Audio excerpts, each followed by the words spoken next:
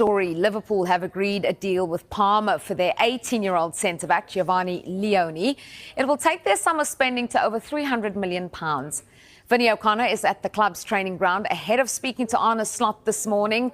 Vinny, great to be chatting to you. It's been a busy summer so far for Liverpool, and they're closing in on signing number 6 of this transfer window. Tell us more about this deal.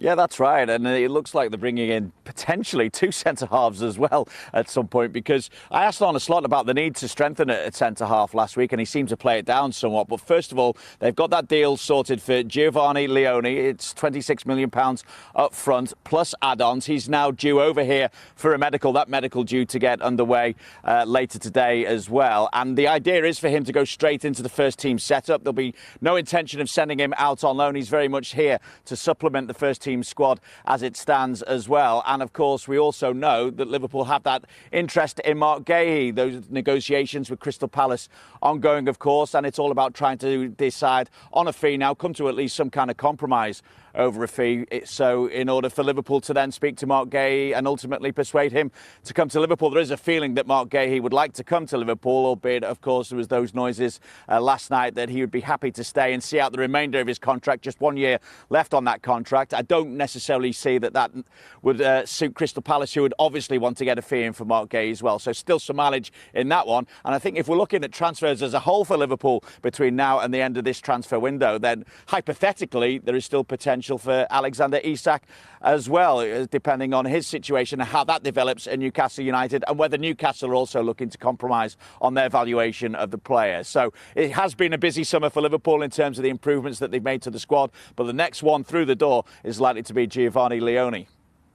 Yeah, Vinny, you mentioned there plenty of focus on transfers, but Liverpool begin the defence of their title tomorrow night.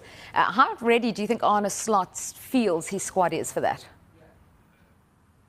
Well, I think if they were feeling that they were all ready, then they had a little bit of a kick up the backside against Crystal Palace in the Community Shield. And I think Virgil van Dijk spoke about it afterwards as well. He said it was a tough one to take, albeit he offered a lot of congratulations to Crystal Palace. But I think the motto for this week, on a personal level, at least for him and for the rest of the team, has been head down, work and improve. And at the same time, of course, they've got players. We mentioned the number of transfers that we made and potentially 6 signings, a 6th signing on its way.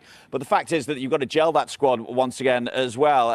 And they've also had the injury problems. And Virgil van Dijk, of course, was back in the side for the Community Shield after illness. He said himself it was good to get more minutes out there as it continued to work back to health and fitness. Time to focus on what's ahead now. I can't wait to be back at Anfield. When I speak about injuries, of course, Alexis McAllister himself has had a bit of an injury issue through this summer. And again, he was just getting those minutes in the Community Shield. So, yeah, I think obviously there's room for improvement. Liverpool know what they've had to work on in this past week. I think, as I said, if they weren't ready ahead of the Community Shield, then this week they would have been able to put things right, and we're expecting Liverpool to really hit the ground running against Bournemouth in that opener to the Premier League season on Friday Night Football.